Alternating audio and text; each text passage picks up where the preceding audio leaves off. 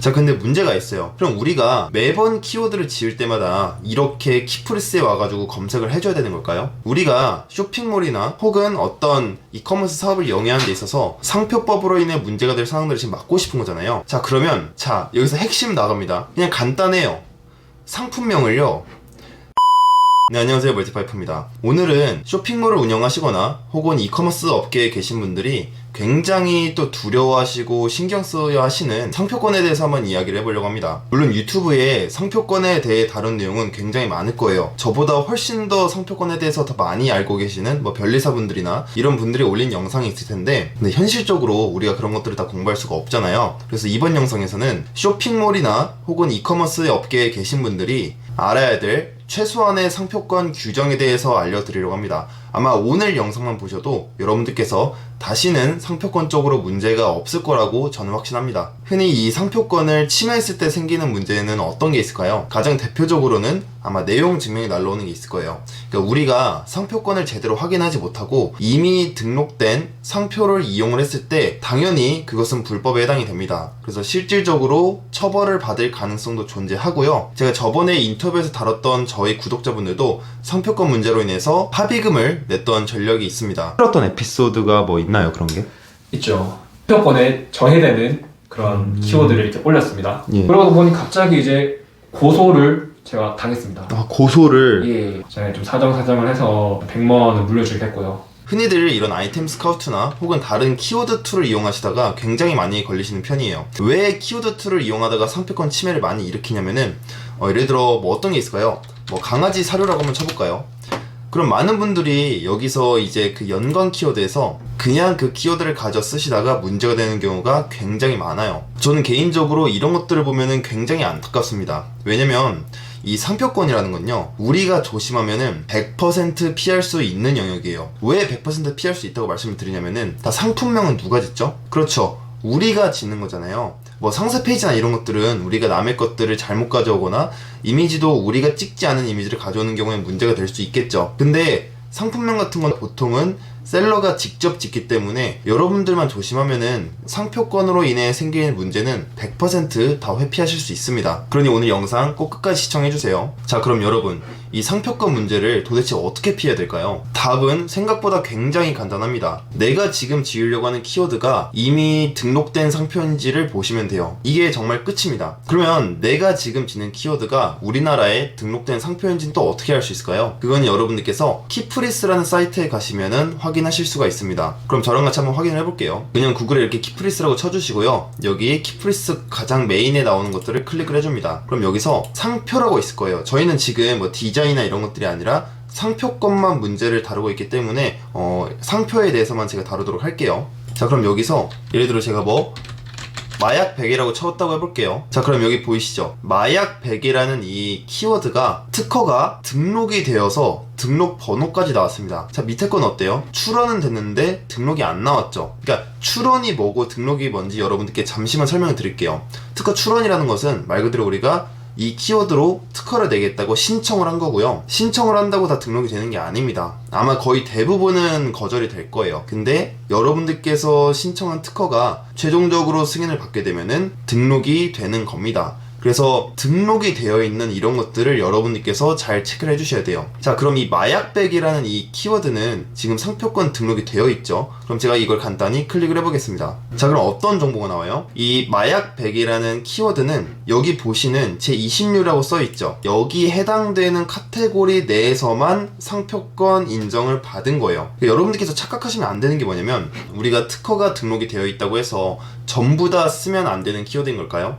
또 그건 아닙니다. 왜냐면 그런 식으로 되면은 우리가 쓸 키워드가 너무 적어질 거예요. 당연히 우리나라 법도 체계를 잡아서 특허 등록을 시켜줍니다. 예를 들어 제가 효자손이라고 한번 쳐볼게요. 자, 보시면은 효자손으로 지금 특허 등록되어 있는 거 보이시죠? 제가 이걸 한번 클릭해 볼게요. 자, 지금 효자손이라는 게 어떤 카테고리로 등록이 되어 있나요? 보시면 우리가 흔히 이게 등급는 그 효자손이 아니에요. 보시면 온라인으로 제공되는 언어 교육업, 통신학습업, 전반적으로 교육업에 특허가 나 있습니다. 한마디로 이건 무슨 뜻이냐면은 우리가 정말로 등을 긁는 이 효자손 있죠.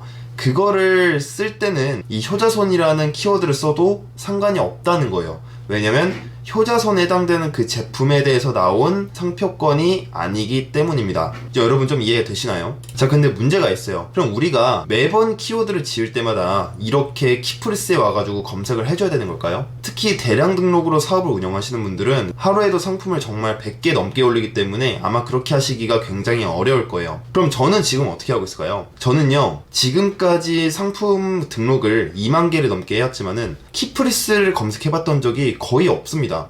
아예 없는 건 아니지만은 솔직히 진짜 10번도 안 되는 것 같아요. 그럼에도 불구하고 저는 지금 2년 반 동안 상표권과 관련해서 단 한 번도 내용 증명을 받았거나 합의금을 냈거나 처벌을 받았던 경험이 없습니다. 그럼 저는 어떻게 했길래 이게 가능했던 걸까요? 상표권 침해를 피하는 가장 좋은 방법은요, 상표권 등록이 불가능한 사례를 미리 알아두시면 됩니다. 자, 이게 무슨 소리냐? 우리나라에서도 특허를 인정해주는 조건이 있어요. 그 중에서도 상표권을 인정해주는 조건들이 있고 상표권으로 인정받을 수 없는 조건들이 있습니다. 제가 그걸 여러분들께 잠깐만 한번 설명을 드려볼게요. 자, 보시면 이게 뭐냐면 우리나라의 상표법 제33조입니다.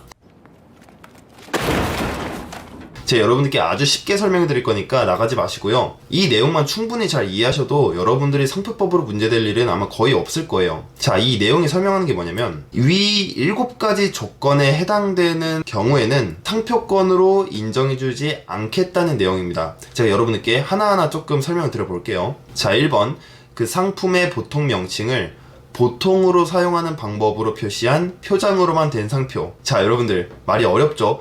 쉽게 설명을 드려볼게요. 무슨 뜻이냐면은 그냥 우리가 평소에 쓰는 것들은 안 된다는 거예요. 예를 들면 어떤 게 있을까요? 고속 충전기 어떨까요? 고속 충전기. 자, 여러분, 고속 충전기를 상표권에 등록을 할 수 있을까요? 당연히 안 되죠. 충전기 앞에 고속을 붙였지만 이 고속 충전기도 우리가 일반적으로 그냥 사용하는 단어잖아요. 만약에 이 일반적인 단어를 갖다가 상표권을 줘버리게 되면은 우리가 쓰는 모든 것들이 다 상표권이 될 겁니다. 노트북이란 단어도 못 쓰죠. 그러면은 컴퓨터도 못 쓰죠. 뭐 보충제도 못 쓰고 아무것도 못 쓰게 됩니다. 그래서 모든 사람들이 일반적으로 사용하는 보통 명사의 경우에는 상표권 인정이 되지 않는다. 그게 33조의 제1호 조항입니다. 자, 그럼 2번은 뭘까요? 그 상품에 대하여 관용하는 상표. 자, 이것도 말이 어렵죠? 쉽게 설명드리면은 1번이랑 거의 비슷한데 2번 같은 경우에는 어떤 특정 업계에서 관용적으로 사용되는 것들은 마찬가지로 상표권으로 인정시켜주지 않는다는 내용이에요. 예를 들면 뭐 어떤 게 있을까요?